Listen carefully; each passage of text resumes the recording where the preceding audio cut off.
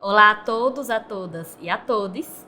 Esta série intitulada Imersão em Linguística Aplicada, no seu segundo episódio, tem como objetivo refletir sobre as definições e características da linguística aplicada.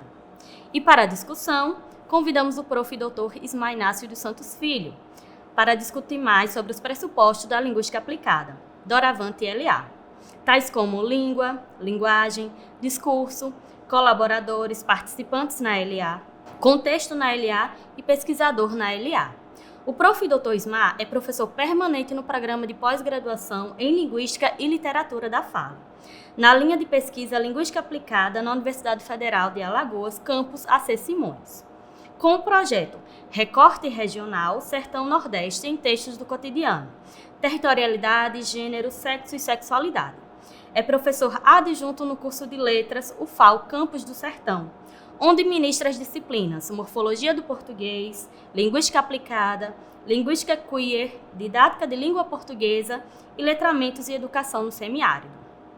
Também é coordenador do Grupo de Estudos em Linguística Aplicada Queer em Questões do Sertão Alagoano, o GELASAL, o qual discute sobre os processos de construção enunciativo-discursiva do sertão alagoano, focalizando território, cultura, sujeitos e ensino e aprendizagem. É doutor em Letras pela UFPE, mestre em Estudos da Linguagem pela UFMT e graduado em Letras pela UNEAL e também graduado em Pedagogia pela UNEAL. E é especialista em Psicopedagogia pela UFAL. Com vocês, o prof. Dr. Ismael Inácio. Seja bem-vindo, professor Dr. Ismael Inácio. Para nós é uma imensa satisfação entrevistar alguém com tamanho gabarito, que trabalha nos estudos de língua e linguagem, que vem de maneira subversiva propondo repensar os paradigmas no uso e nos estudos de língua e linguagem. Obrigado, Juliana. Agradeço a você, agradeço a toda a equipe do PPGLL, por ter me convidado a participar dessa conversa, nesse trabalho que vocês estão denominando de imersão em linguística aplicada. Eu penso que é uma atividade importante, uma atividade acadêmica importante, porque é uma possibilidade de, assim como vem fazendo a linguística aplicada ao longo de décadas, de se repensar tanto o fazer linguística aplicada, fazer linguística de modo geral, assim também como repensar o fazer ciência. Então, por isso eu agradeço e espero que eu possa contribuir, não sei se significativamente, mas que eu possa contribuir com essa atividade de vocês. Professor, gostaríamos de abordar aqui, de forma clara e dinâmica, a importância dos estudos em LA.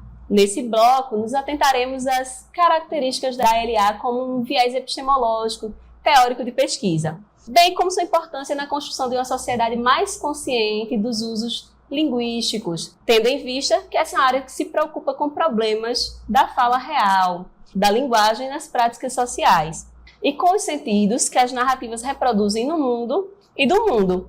Dito isso, gostaríamos de saber qual a base fundamentadora dos estudos em LA? Veja bem, Juliana, eu acho que a gente poderia começar, você me pergunta, diz que quer que eu comente de forma clara.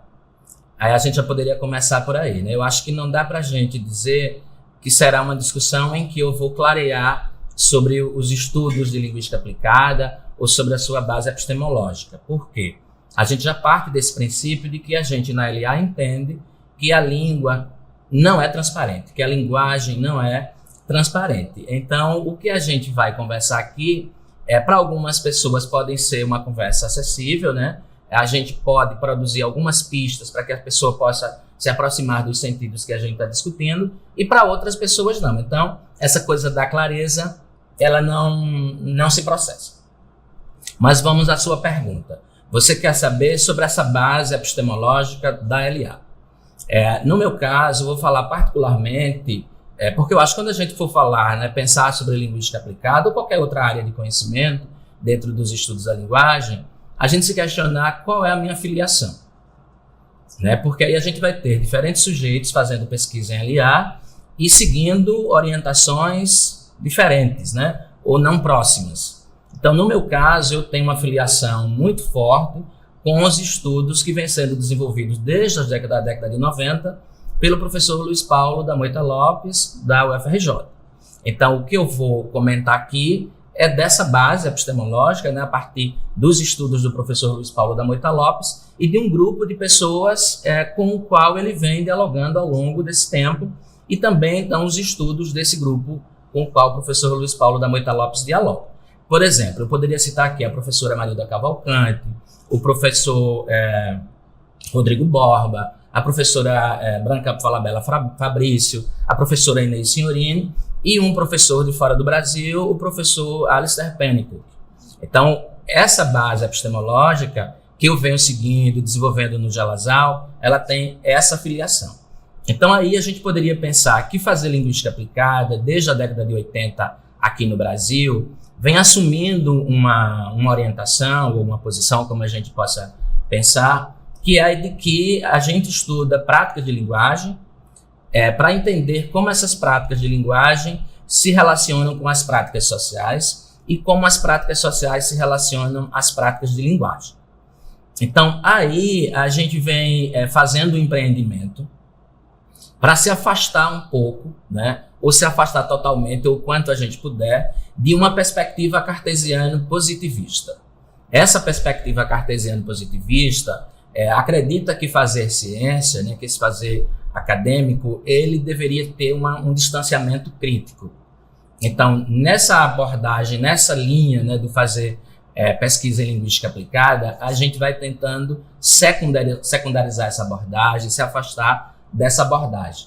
E a gente poderia, então, citar um trabalho recente, agora de 2019, do Moita Lopes e da Branca Falabella Fabrício, em que eles explicitamente falam de um fazer linguística aplicada numa perspectiva de uma proximidade crítica. Então, se uma base cartesiano-positivista, né, modernista, quer um fazer neutro, objetivo, em que esse objeto vai ser esquadrinhado, tratado, e como se esse objeto tivesse uma verdade em si, e o nosso trabalho como linguistas pudesse apresentar uma verdade à sociedade, quando a gente vai para esse outro lado, a gente entende, não, então esse fazer não é neutro. Ele não pode ter um distanciamento crítico. Ao contrário, uma proximidade crítica. E isso significa que nós fazemos estudos em contexto e estudo em relação àquilo que nos provoca. Então veja que aí eu já estou sendo motivado por uma provocação, por uma inquietação que aquele contexto, algo naquele contexto, no nosso caso, determinadas práticas de linguagem, nos provocam. Então veja que aí eu já estou inserido nesta pesquisa. E aí eu acho que um outro ponto também que é importante pensar sobre essa base epistemológica do fazer linguística aplicada é que a gente vai entendendo que fazer ciência é produzir discursos. Então a gente vai se direcionando a pensar o fazer acadêmico como uma produção de discurso, como ficção.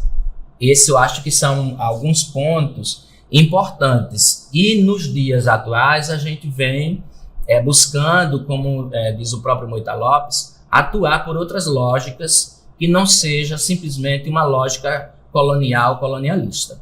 Então esses são os pontos. E da tua pergunta tem uma questão que eu acho que é importante, quando você fala que nós tratamos de problemas de uso da linguagem. Essa questão, essa palavra, ela me provoca um certo desconforto e um certo incômodo, problema. Por quê? Porque a gente vem da ideia de que, como a gente tem pensado, ou a gente é levado a pensar, quando usa esse termo problema, como se existisse uma certa dificuldade de aprendizagem. Né? Então, eu prefiro não usar a palavra problemas de uso da linguagem, porque ela pode remeter a isso. Então, em 2017, quando eu publiquei esse livro, e na introdução eu falo sobre uma linguística aplicada, eu digo que eu prefiro usar o termo controvérsia.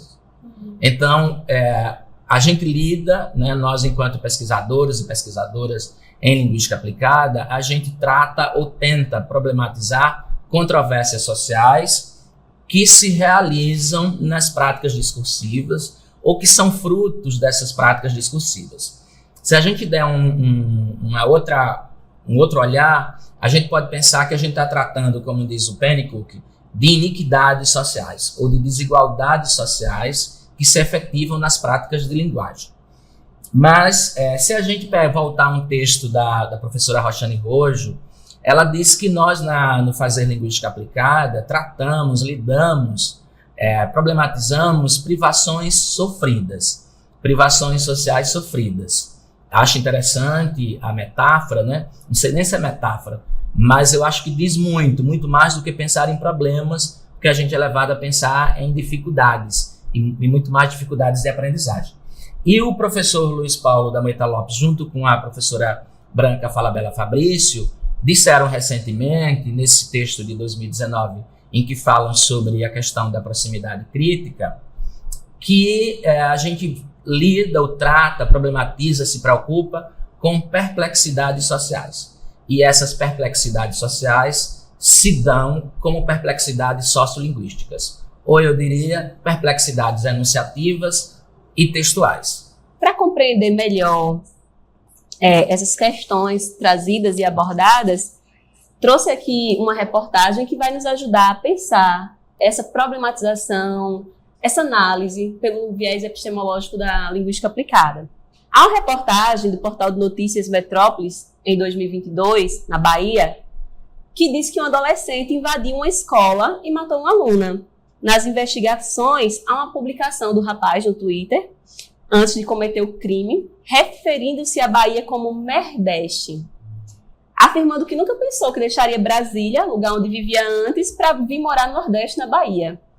E nas suas postagens no Twitter, o garoto declara ódio aos nordestinos e às nordestinas, pensando essa problematização que você trouxe do contexto, né, das provocações. A partir disso, quais as possibilidades de caminho investigativos que poderiam problematizar nesse contexto real uma linguística aplicada nesse cenário?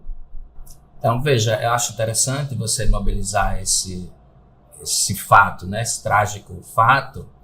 Acho que algumas questões, antes que eu te responda, merecem que a gente possa colocar em jogo. Primeiro, né, uma adolescente, se eu bem me lembro desse fato, que tinha, à época, 13 anos de idade, e além da questão do que aparece como um discurso de ódio, talvez ele precisasse de atendimento em outras dimensões da sua saúde mental.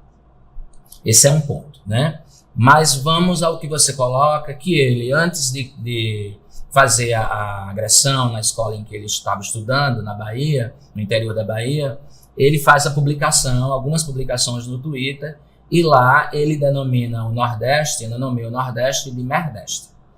Então aí ele faz essa amálgama, né, a partir de duas palavras, ele faz essa junção de merda com Nordeste e gera aí Merdeste para nomear a região Nordeste. Então essa questão é importante, particularmente para mim, para o meu grupo de pesquisa, o Gelazal, porque nós estamos há 10 anos, 11 anos, tentando fazer investigações que possam trazer, né, de alguma maneira, algumas provocações sobre esse processo de como nós, enquanto sujeitos, produzimos espaços a partir das práticas de linguagem, porque a gente entende, nesse diálogo com a historiografia dos espaços, com Duval Muniz de Albuquerque Júnior, que o discurso é espacializante. Então, que uma região, que um lugar, um território, ele é fruto, né, de um processo discursivo que produz, então, conteúdo semântico para essa região.